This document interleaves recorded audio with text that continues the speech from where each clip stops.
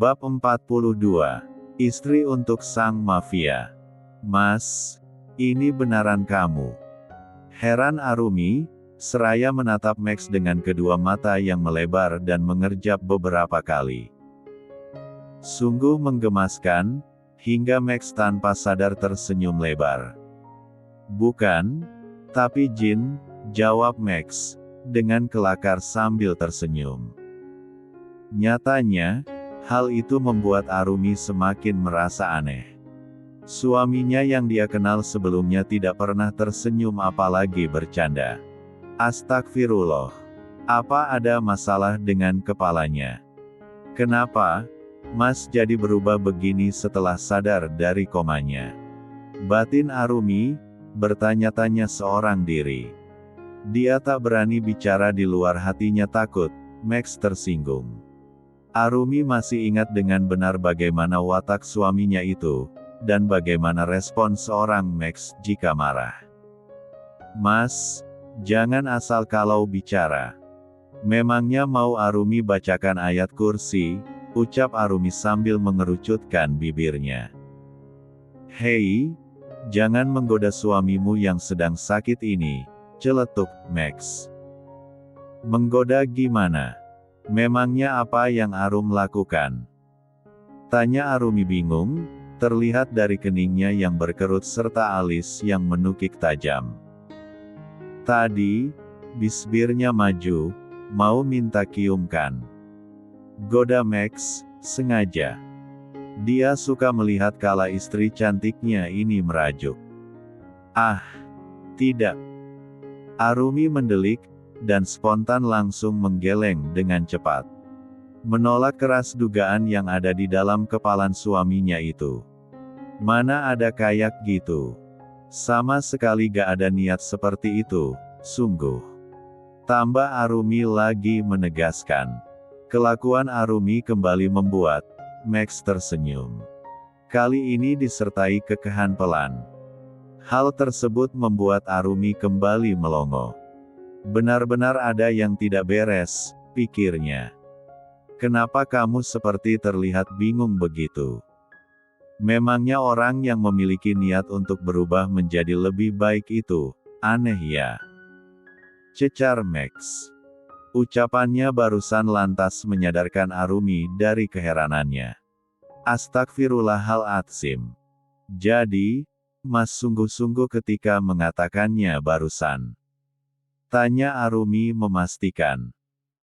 Dia masih tidak percaya jika yang bicara ini adalah suaminya yang angkuh dan kejam. Tentu saja, istriku. Apakah wajah ini terlihat meragukan? Max balik bertanya, dengan nada lembut, seraya mendekatkan wajahnya ke hadapan Arumi. Kelakuannya itu sontak membuat Arumi gugup. Apalagi, ini pertama kalinya, Max memanggil dirinya dengan sebutan istri. Maaf. Arum pikir, ada masalah dengan saraf di kepala, Mas, jawab Arumi jujur. Sehingga kali ini giliran kedua mata, Max yang membulat sempurna. Dia ini, kenapa menggemaskan sekali? Kalau saja aku tidak sakit, sudah ku makan dia. Batin Max, dengan perasaannya yang mulai tertarik pada Arumi. Kamu pikir, aku ini gegar otak ya? Makanya mau tobat begitu? Oh, istriku, kamu lucu sekali, kata Max lagi, sambil menarik pipi Arumi dengan tangannya. Aduh, sakit, Mas. Arumi mengadu dengan nada manja, dan itu sama sekali tidak disengaja. Responnya yang natural barusan membuat Max kembali tertawa. Siapapun yang melihat mereka berdua, pasti sama sekali tidak mengira jika hubungan suami istri ini yang sebelumnya sangatlah ekstrim. Max mengusap pipi Arumi yang barusan dia tarik dengan lembut. Tatapannya pun tak lepas dari wajah cantik di hadapannya walaupun saat ini Arumi tanpa make up. Bahkan dia mandi ala kadarnya saja. Namun, kecantikan alami dari wajah Arumi justru terpancar ketika tanpa polesan begini. Bisbirnya yang merah alami serta pipinya yang putih kemerahan, juga bulu mata lentik yang membingkai iris Hazel milik Arumi. Aku sungguh-sungguh, Arumi. Aku telah mendapatkan pelajaran yang begitu berarti dari kejadian ini. Tuhan, yang selama ini tidak aku yakini keberadaannya, ternyata memberikan kesempatan padaku untuk hidup lebih lama lagi.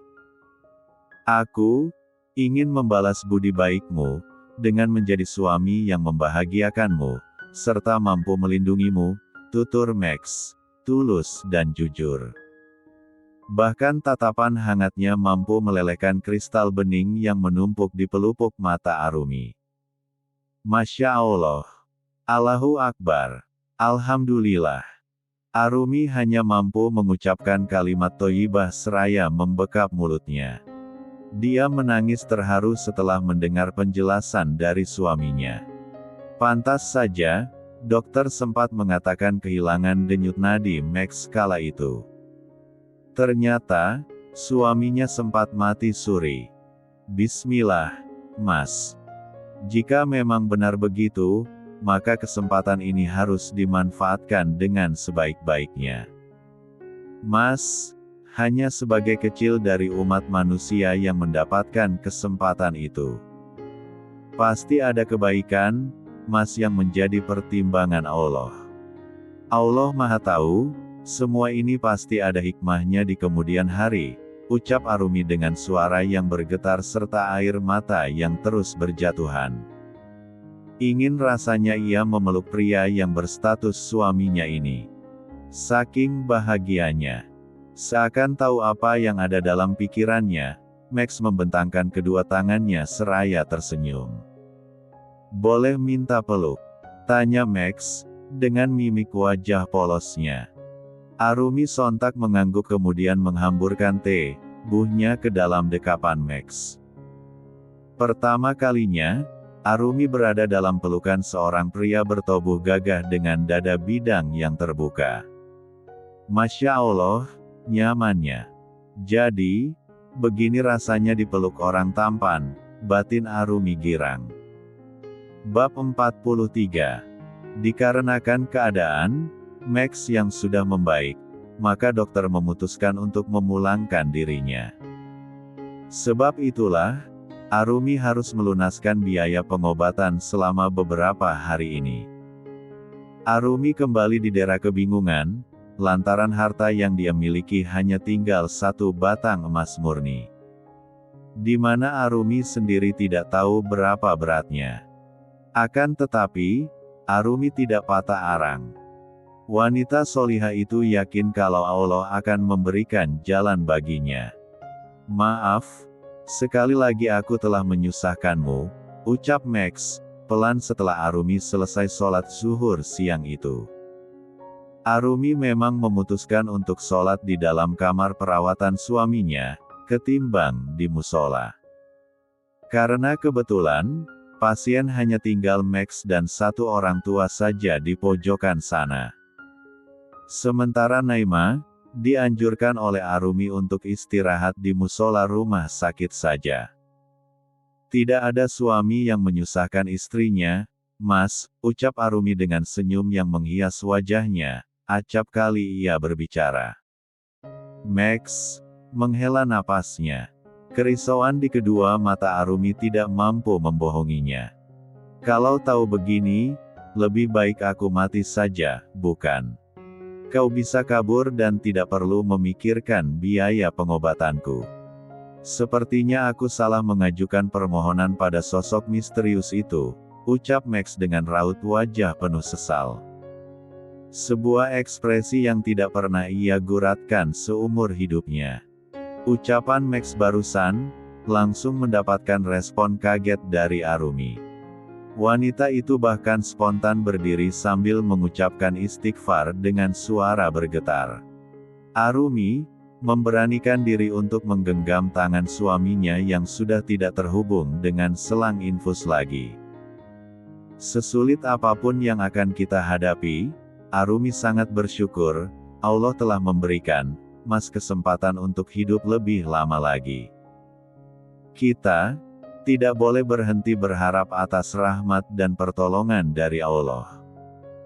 Setiap umat muslim harus yakin bahwa setiap hal yang terjadi padanya tak lepas dari segala ketentuan dari Allah. Semua yang kita hadapi pasti ada maksud dan hikmah di balik itu semua. Mas tidak boleh menyesali kesempatan ini, tutur Arumi dengan kedua mata yang sudah kembali tergenang air. Mendengar dan menyaksikan ucapannya justru mengakibatkan Arumi sedih.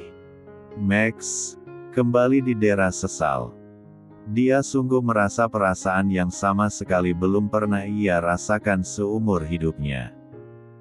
Bukan ini maksudnya. Max hanya tak ingin Arumi terbebani dengan keadaannya yang tanpa daya dan tak memiliki apapun saat ini. Masa dan keadaan yang belum pernah ia rasakan sebelumnya.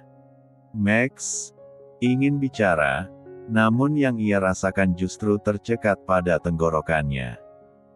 Dadanya seketika sesak, seperti tertimpa benda yang sangat berat. Menyaksikan rona kesedihan di wajah Arumi, ternyata begitu menyakitkan baginya. Perasaan ini, bahkan tidak ia alami ketika ditinggal mati dengan tragis oleh ayah dan juga kakeknya. Aku hanya Max sungguh tidak dapat meneruskan ucapannya. Pria itu menunduk dalam, kemudian meremas pakaian rumah sakit yang masih dia kenakan. Saat ini, aku merasa menjadi manusia yang paling tidak berguna dan lemah. Aku bahkan hanya bisa mengandalkanmu saja. Aku tidak bisa memberikan beban yang berat untukmu. Sebaiknya kau jual saja G1 jalku. Ucapan Max kali ini semakin membuat Arumi kaget bukan main. Itu adalah penuturan paling putus asa yang pernah ia dengar. Astagfirullahaladzim. Istighfar, Mas. Kamu tidak boleh putus asa begitu. Tidak boleh ada satupun anggota tubuh kita yang dijual. Apa yang ada di dalam tubuh kita saat ini, bukanlah milik kita, Mas. Bahkan nyawa sekalipun, kita tidak berhak untuk menentukan matinya. Semua yang kita miliki adalah pemberian dari Allah, Sang Maha Pencipta. Allah yang berhak mengambilnya, ucap Arumi tegas, meskipun ada nada bergetar yang sekuat tenaga ia sembunyikan. Mendengar ucapan Arumi, membuat Max langsung menengadahkan kepalanya. Lalu, apa yang harus aku lakukan? Aku tidak ingin melihatmu terbebani dengan keberadaanku, Arumi. Aku hanya suami yang tidak berguna. Aku saat ini hanya manusia yang tidak berguna. Max menjerit sambil mencengkeram kepalanya. Arumi terlihat menggigit bibirnya demi menahan tangis. Ia tak mau terlihat lemah dan rapuh di hadapan suaminya yang butuh penyemangat ini. Memangnya, selama ini Mas pikir sudah menjadi manusia yang berguna gitu? Bukankah, Mas selama ini hanya merasa sebagai manusia yang kuat, tangguh dan berkuasa? Ucapan sarkas yang Arumi lontarkan, membuat Max seketika membulatkan kedua matanya. Bab 44. Cukup lama, Max terdiam. Pria itu tak tahu harus mengatakan apa. Ucapan istrinya benar. Selama ini dia hanyalah memikirkan kekuasaan dan kekayaan untuk dirinya sendiri. Dia bahkan sering menghabisi lawan maupun saingannya tanpa berpikir. Mas, kesempatan kedua yang telah Allah berikan padamu, manfaatkanlah sebaik-baiknya. Jadilah pribadi yang lebih baik lagi. Pahami apa maksud Allah atas semua ini. Tak ada kejadian tanpa kisah dan hikmah di dalamnya. Kita Hanya perlu merenungkan semua itu. Arumi berkata sambil menatap ke dalam iris Max dengan lekat. Berusaha menyelami perasaan pria yang saat ini merupakan suaminya. Bagaimanapun keadaannya, Arumi harus siap lahir dan batin. Arumi masih ingat pesan Paman Mustafa sampai saat ini. Aku tidak tahu harus bagaimana Arumi. Bahkan untuk keluar dari rumah sakit ini pun aku tidak tahu caranya. Apa kita kabur saja? Aku sudah kuat berlari, ucap Max asal. Ide yang sungguh di luar nalar. Hingga Arumi kembali membuatkan mata indahnya. Ide macam apa itu, Mas? Memangnya di sini tidak ada suster dan satpam? Bagaimana caramu melewati mereka? Cecar Arumi, yang penasaran apa yang ada di dalam pikiran suaminya ini. Aku bisa menghajar penjaga dan perawat itu dengan sekali pukul.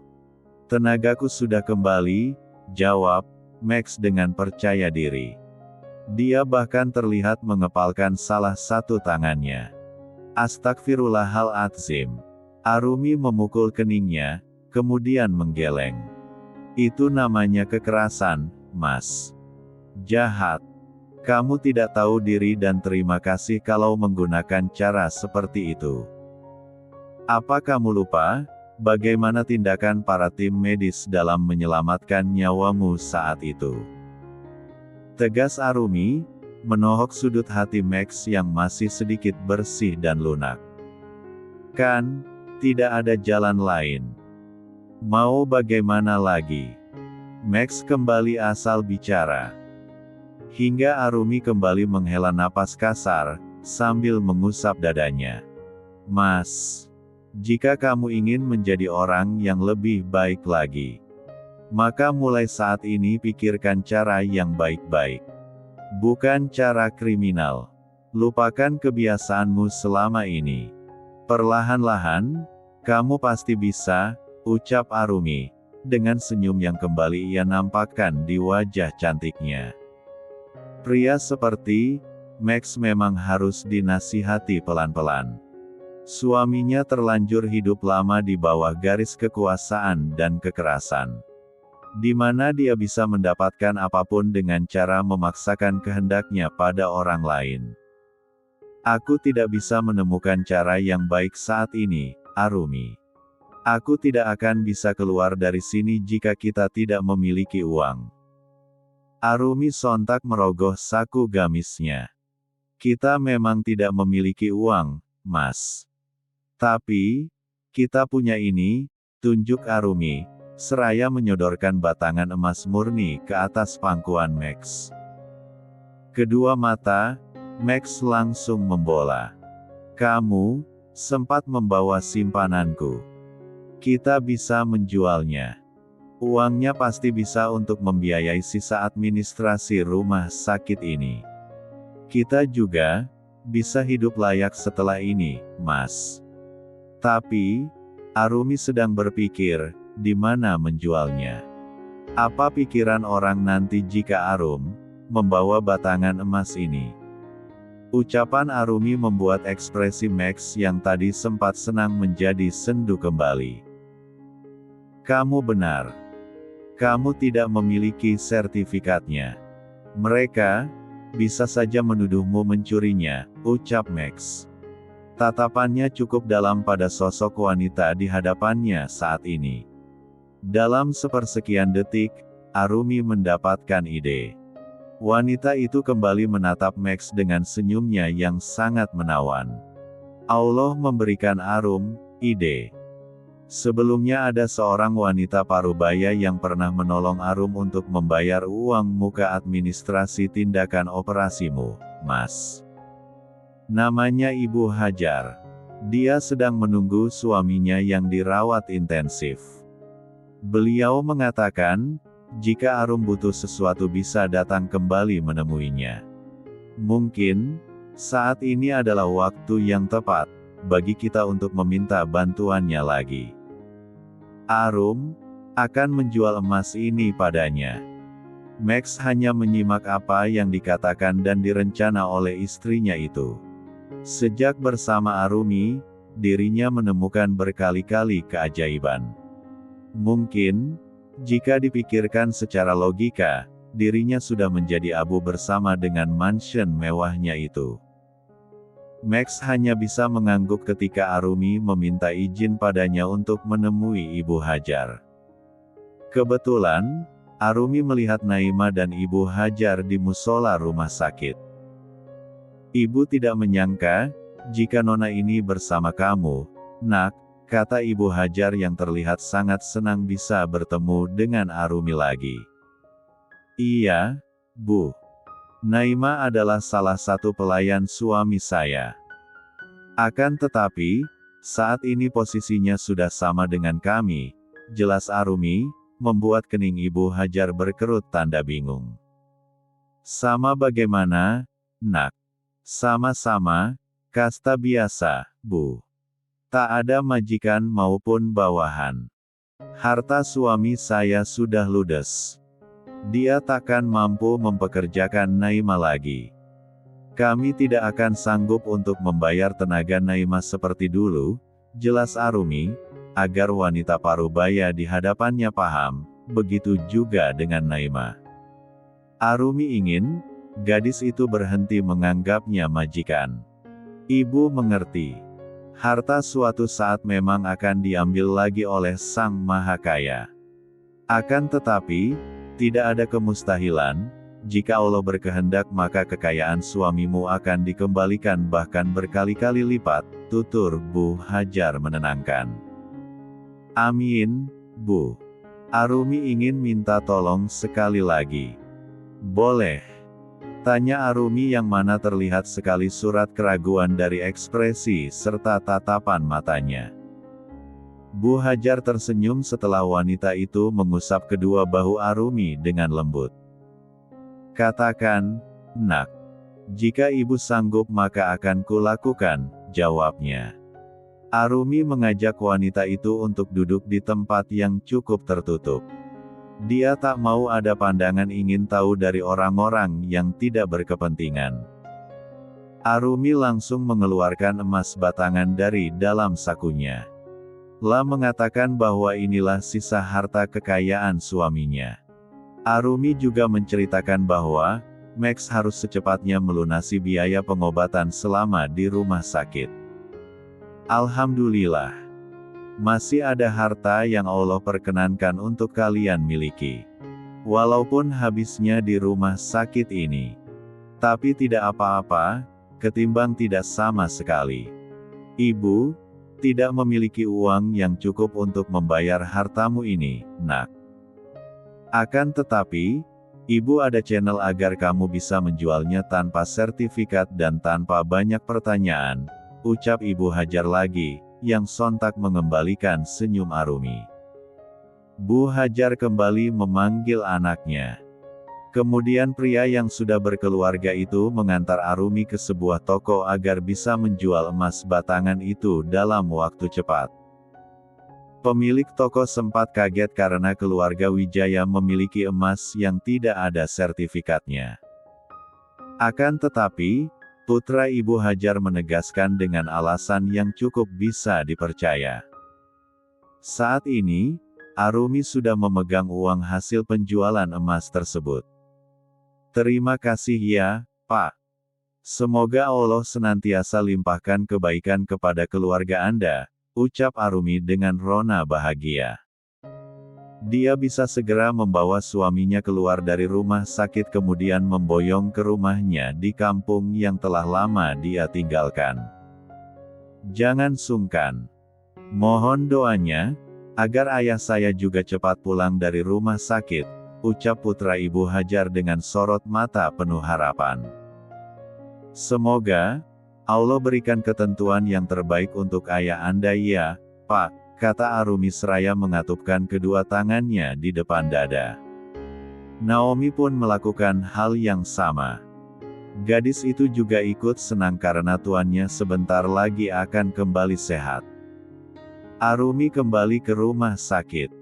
memeluk Ibu Hajar dan mencium tangannya berkali-kali. Sungguh pertolongan dari Allah, hingga ia mengenal wanita sebaik ini di rumah sakit.